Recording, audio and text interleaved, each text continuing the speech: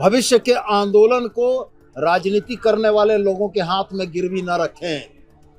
ये राजनीति करने वाले लोग जिनके पास इतना नैतिक साहस नहीं है कि पहली दूसरी जेपीएससी में अपने परिवार के, अपने रिश्तेदारों के सीबीआई जांच के बाद भी इस्तीफे के बगैर नौकरी करा रहे हैं, किसी मेरिटधारी, किसी योग्य छात्र के अधिकारों का हनन करके वो आज आपकी बातों को करने का दावा कर रहे हैं।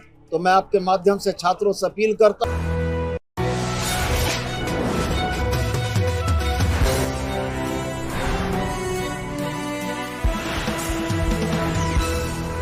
प्रेषित किया था कि यह वार्ता छात्रों से होगी। अगर भारतीय जनता पार्टी और झारखंड के कोचिंग माफिया यह चाहते हैं कि छात्रों के आंदोलन को वो हाईजैक कर लेंगे तो सरकार उनकी मंशा में उनको सफल नहीं होने देगी। यह वार्ता, यह आंदोलन छात्रों का है और छात्रों से बात करने के लिए सरकार अभी भी तत्पर है।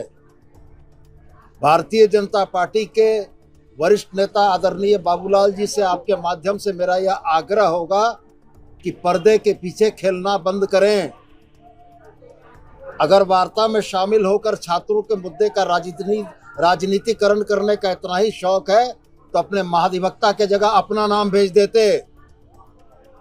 अगर शुचिता और नैतिकता बची है तो छात्रों के प्रतिनिधिमंडल का 1 नंबर नाम होना चाहिए था बाबूलाल मरांडी।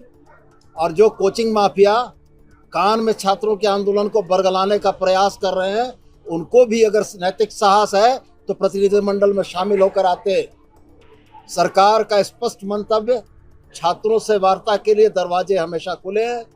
छात्रों का प्रतिनिधिमंडल का जब सूची आएगा सरकार वार्ता करेगी और समाधान करेगी। और आपके माध्यम से छात्रों से भी एक अपील, आप अपने इस स्वच्छ भविष्य के आंदोलन को राजनीति करने वाले लोगों के हाथ में गिरवी न रखें।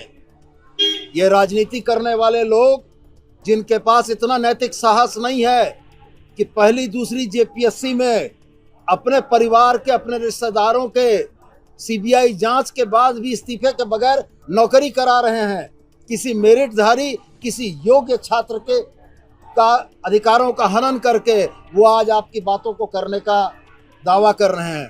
तो मैं आपके माध्यम से छात्रों से अपील करता हूं कि छात्रों के मुद्दों को सरकार बड़ी गंभीरता और संवेदनशीलता के साथ समाप्त करना चाहती है, लेकिन छात्र भी इस मामले में सजग हो जाएं कि कल तक जंतर मंतर के जो छात्र थे उनको देशद्रोही कहा गया इसी भारतीय जनता पार्टी के द्वारा, और आज छात्रों के हितों को पर कुठाराघात करने के लिए पूर्व महाधिवक्ता का नाम प्रतिनिधिमंडल में डाला गया है। ये छद्म राजनीति नहीं चलेगी और हम निश्चित रूप से यह मान के चलते हैं कि छात्र भी इन चीज़ों को गंभीरता से देख रहे होंगे और उनके तरफ से जो रिस्पांस आएगा, छात्रों का प्रतिनिधिमंडल जब सरकार से बात करना चाहेगा, सरकार उनसे बात करने को तत्पर है।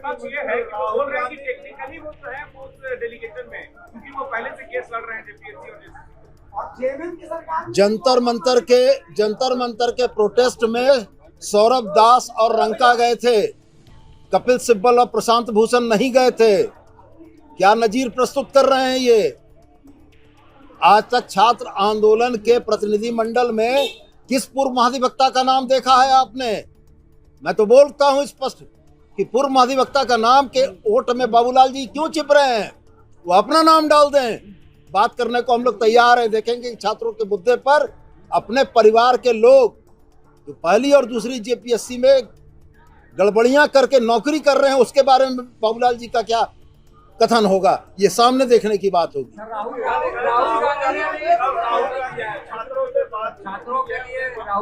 दरवाजे सबके लिए खुले हैं। राहुल गांधी जी यूपीए के नेता हैं। छात्रों की समस्याओं पर उन्होंने बात की, यह स्वागत योग्य है।